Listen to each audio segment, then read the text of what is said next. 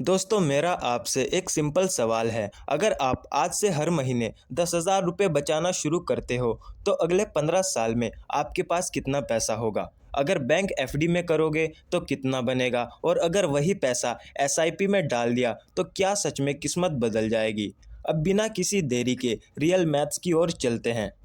चलो सबसे पहले उस रास्ते पर चलते हैं जिसे हम सबसे सेफ मानते हैं, यानी बैंक की एफडी। आज के टाइम में अगर आप इंडिया के किसी भी बड़े बैंक में जाओगे तो आपको सालाना लगभग 7% से 7.5% तक का इंटरेस्ट मिल रहा है। हम कैलकुलेशन के लिए एक बीच का नंबर पकड़ लेते हैं, 7.25%।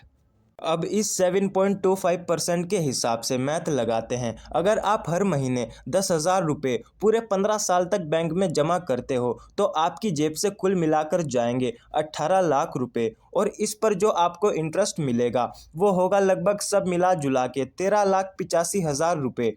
यानी 15 साल बाद आपको मिलेंगे पूरे 31,85,000 रुपये।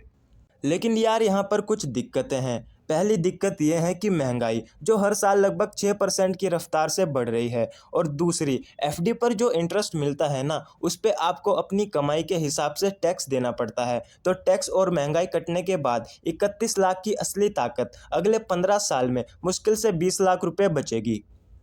अब आते हैं दूसरे रास्ते पर, यानी म्यूचुअल फंड में एसआईपी। देखो यहाँ पर थोड़ा मार्केट रिस्क ज़रूर होता है, इसमें कोई छुपाने वाली बात नहीं है। लेकिन अगर आप अच्छे डाइवर्सिफाइड इक्विटी फंड्स में लंबे टाइम के लिए टिकते हो तो पिछले 15-20 सालों का ट्रैक रिकॉर्ड गवाह है कि आराम से सालाना 12% से 15% तक का एवरेज रिटर्न मिल जाता है। चलो अब इसका भी रियल मैथ देख ही लेते हैं।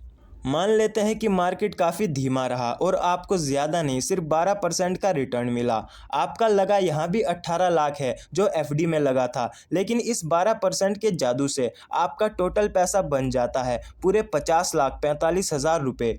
कहाँ एफडी का 31,85,000 रुपये और कहाँ ये 50,45,000 रुपये। सीधे सीधे पूरे 18 लाख से ज़्यादा का फ़ायदा।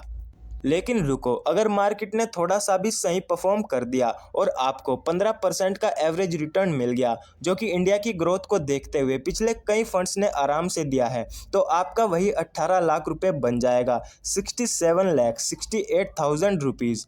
अब एक बार ठंडे दिमाग से सोचो, एफडी के 31,85,000 रुपीज़ के मुकाबले ये डबल से भी ज़्यादा है।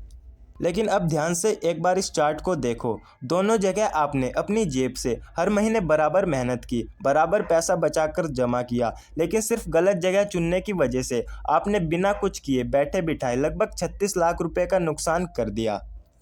अब आप सोच रहे होंगे कि यार इतना बड़ा अंतर कैसे आ गया। इसका असली जवाब है कंपाउंडिंग की ताकत। शुरुआत के 5 से 10 साल तक अगर आप देखोगे तो एफडी और एसआईपी का ग्राफ लगभग आजू बाजू ही चलता है, ज़्यादा फर्क नहीं दिखता। लेकिन असली जादू शुरू होता है 10 साल के बाद, जब आपके इंटरेस्ट पर भी इंटरेस्ट लगना शुरू होता है और एसआईपी का ग्राफ अचानक हवा से बातें करने लगता है। अब आप ये मत सोचने लगना कि एफडी बिल्कुल बेकार है। देखो ऐसा नहीं है। अगर आपको अगले 1-2 साल में किसी काम के लिए पैसे चाहिए या फिर अपना इमरजेंसी फंड रखना है तो बैंक की एफडी ही सबसे बेस्ट और सेफ ऑप्शन है। लेकिन अगर आपका गोल लंबा है, जैसे अगले 10-15 साल बाद बच्चों की पढ़ाई, शादी या खुद का रिटायरमेंट, तो फिर एफडी में पैसा रखना फाइनेंशियल सुसाइड है।